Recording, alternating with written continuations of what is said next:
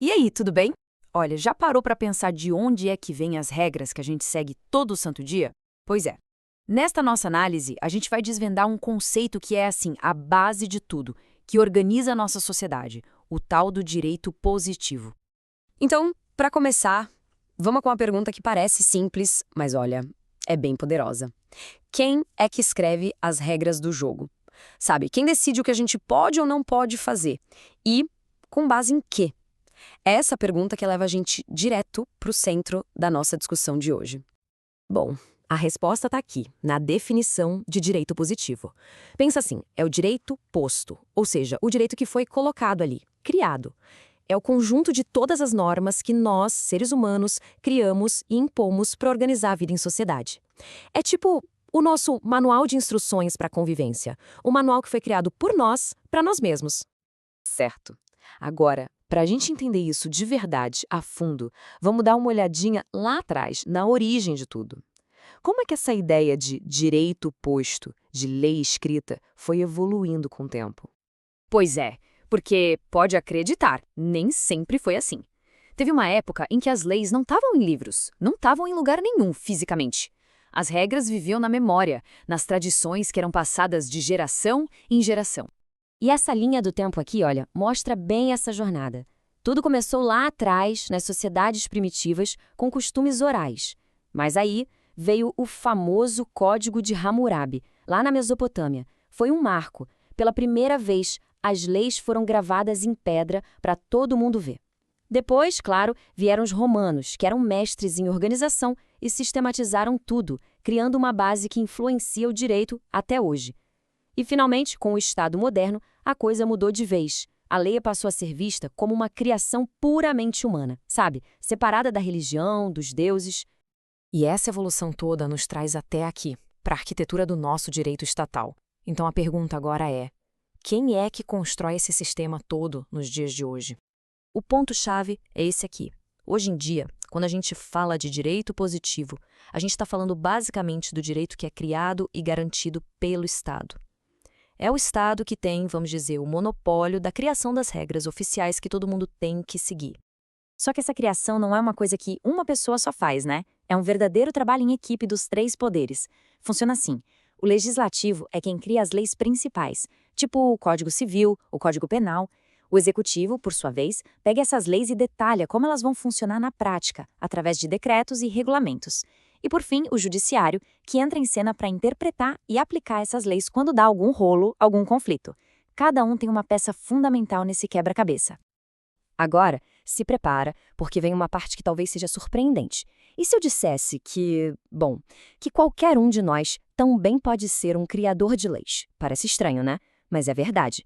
Cidadãos comuns criam normas que têm força de lei todos os dias. Como assim? É só pensar nos contratos. Um contrato de aluguel, um contrato de trabalho, de compra e venda, até quando a gente contrata um serviço de internet.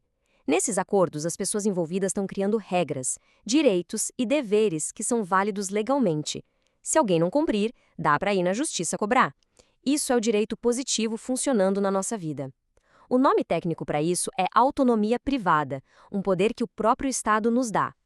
E tudo isso nos leva a uma característica central do direito positivo. Ele não é de pedra, ele se transforma. Esse sistema de regras não é fixo, de jeito nenhum. Ele está sempre, sempre em movimento. A mudança mais clara é a que acontece com o passar do tempo. Pega um exemplo bem forte: a escravidão. O que um dia foi uma prática permitida e até regulada por lei, hoje é visto como um crime absurdo, combatido por leis no mundo todo. Isso mostra, de uma forma bem clara, como o direito precisa evoluir para acompanhar os valores da sociedade. E não é só no tempo que o direito muda. Ele também muda no espaço, de um lugar para o outro. O porte de armas é um exemplo perfeito. Nos Estados Unidos e muitos lugares é um direito amplamente permitido. Já no Japão é super restrito, quase proibido. Ou seja, duas sociedades, duas leis completamente diferentes para o mesmo assunto. Essa capacidade de mudar, claro, tem dois lados da moeda. O lado bom é que a lei consegue se atualizar, continuar fazendo sentido e atender novas necessidades da sociedade. Mas tem o lado ruim também. Muitas mudanças podem gerar uma certa insegurança e, às vezes, uma lei injusta pode demorar para ser mudada, mantendo uma injustiça por um tempo. É um equilíbrio bem delicado de se encontrar. E é esse equilíbrio que nos joga no nosso último ponto, que é talvez o maior de todos, o desafio da justiça. A grande questão é, se a lei é uma criação de seres humanos, como é que a gente garante que ela seja justa? E essa pergunta, olha, não é de hoje. É muito, muito antiga. Lá na Grécia Antiga, na tragédia Antígona, a personagem principal vive esse dilema na pele. Ela deve obedecer à lei do rei, que proíbe o enterro do irmão dela, uma lei que ela acha absurda e injusta, ou ela deve seguir uma lei maior, uma lei dos deuses, da moral. Esse é o eterno conflito, a lei do homem contra a nossa noção de justiça. E aqui está o ponto central do problema.